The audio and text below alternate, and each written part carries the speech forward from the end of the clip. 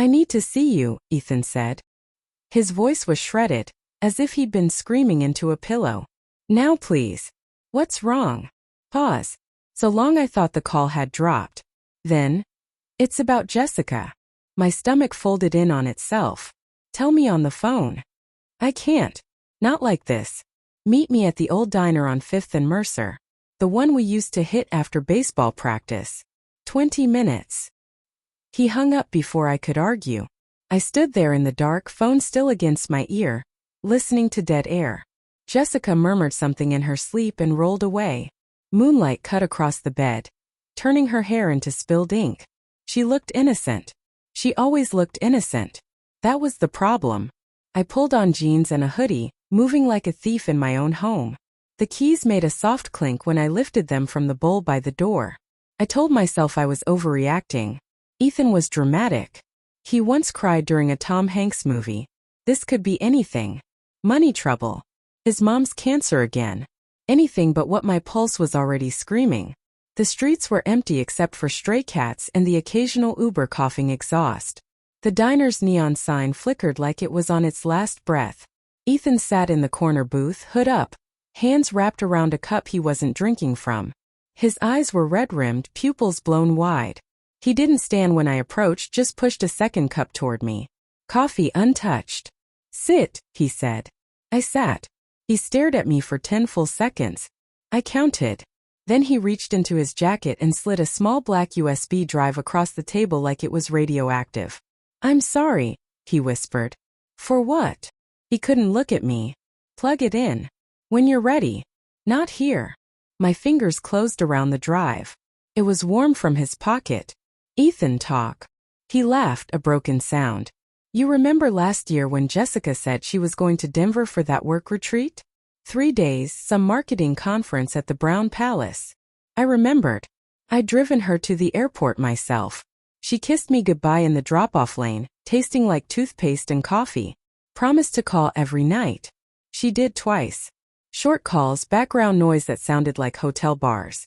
She wasn't at a conference, Ethan said. His voice cracked on every word. She was with me. The world narrowed to a single point of pressure behind my eyes. We didn't plan it, he rushed on, as if speed could make it less lethal. It just happened. Too much wine, too many years of stupid jokes and late-night texts. And God, I don't know. I hated myself the second it started. I told her we could never. You slept with my wife. My own voice sounded foreign, flat, like someone else saying the words from very far away. He nodded once. How many times? He flinched. That weekend. Only that weekend, I swear on my mother, Ryan. I ended it the morning after. Told her it was a mistake we'd take to our graves. She cried. Said she loved you. Said it would kill you. I believed her. I thought we buried it. I stared at the USB. What's on this? His hand shook so badly the cup rattled. She kept recordings. Voice notes. Photos. I found them last week when I was backing up her laptop. She asked me to, said hers was acting up. I wasn't snooping. I swear they were in a hidden folder labeled with a little heart emoji. I thought it was you at first. Then I opened one. I couldn't breathe.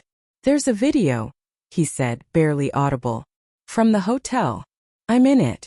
We both are. If this ever gets out, if her colleagues see, if your families. He pressed his fists into his eyes like he could erase what he'd watched. I'm deleting everything on my end tonight, but she still has copies. I thought you deserved to know before I disappear. Disappear? I'm leaving Seattle tomorrow. My cousin in Vancouver is sorting the paperwork. I can't stay here and look at you every day knowing what I did. I laughed then. A short, ugly bark that made the waitress glance over nervously. You're running away? I asked. That's your solution? I'm giving you the truth, he said. That's all I can do now. I stood up so fast the chair screeched. The USB burned in my fist. Ethan, he started.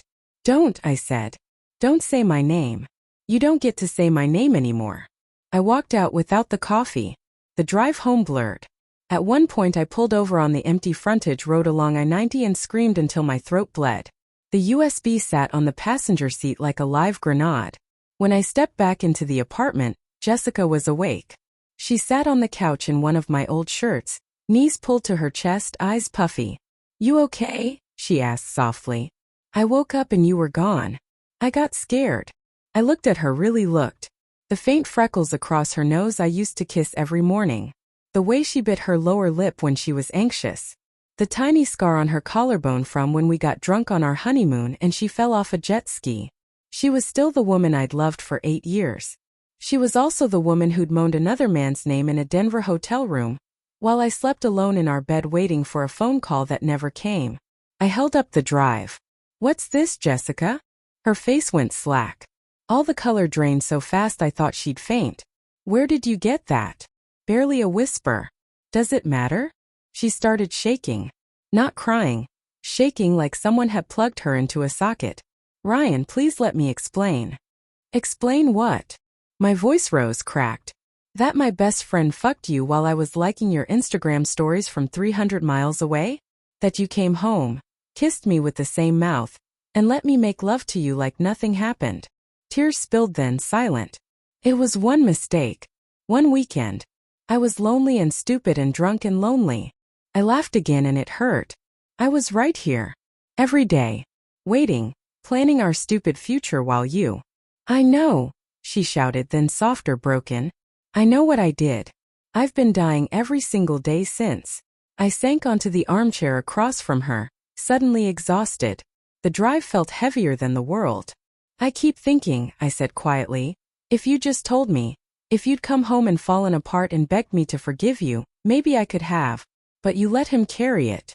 You let him look me in the eye for a whole year while I called him brother." She crawled across the floor on her knees and tried to touch my hand. I jerked away like she was fire. "Don't," I said. "What happens now?" she asked. I looked at the woman I'd promised forever to, and for the first time I didn't recognize her. And then, God help me, I looked closer at the way her left hand kept drifting to her stomach. Fingers spread protectively. At the looseness of my shirt over a body that had changed in ways I'd attributed to stress and late nights. The room tilted. "Jessica," I heard myself say, voice barely air. "Are you pregnant?" Her sob answered before her words did. "For months," she whispered. "I found out 6 weeks ago. I didn't know how to tell you. I still don't know whose it is." The USB slipped from my fingers and hit the carpet with a soft, harmless thud.